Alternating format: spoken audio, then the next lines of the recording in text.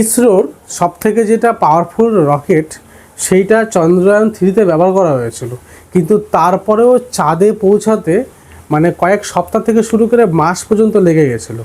আর নাসার যে SLS যে রকেটটা সেটা কিন্তু মাত্র 3 থেকে 4 দিনেই, মানে এতটাই পাওয়ারফুল, 3 থেকে 4 দিনে কিন্তু চাঁদের ওই যেটা ফার্স্ট সাইড সেখানটা চলে যাবে, সেখানটা স্টাডি করবে কিছুদিন, দিয়ে আবার রিটার্ন চলে আসবে। অর্থাৎ এই টোটাল জার্নিটা মানে টু অ্যান্ড ফ্রো, মানে যাবে, স্টাডি করবে, আবার ফেরত আসবে, টোটাল 10 দিনের মধ্যে। আর যেখানে ভারতের যে স্পেসক্রাফট মানে ভারতের যে রকেট সেটা কিন্তু মানে পৌঁছাতেই লেগে গেছিলো কিছু সপ্তাহ বা কিছু একটা মাসের কাছাকাছি প্রায় পৌঁছাতেই।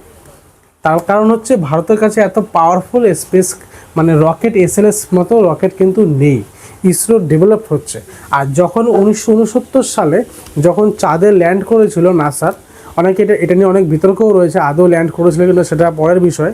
মানে যেটা ওয়াইডলি সবাই জানে যে 1969 সালে অ্যাপোলো যে মিশন হয়েছিল, চাঁদের বুকে নেমেছিল নাসার যে অ্যাস্ট্রোনট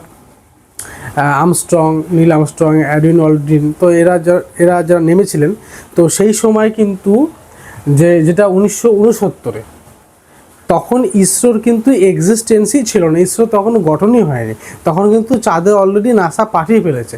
তাহলে সেই দিক থেকে চিন্তা করে দেখতে গেলে ইসরোর অনেক অ্যাডভান্সমেন্টস রয়েছে, অনেকটাই কিন্তু ইসরো আগেই রয়েছে। তো নাসার যে আর্টেমিস 2 মিশনটা কি সেটা আশা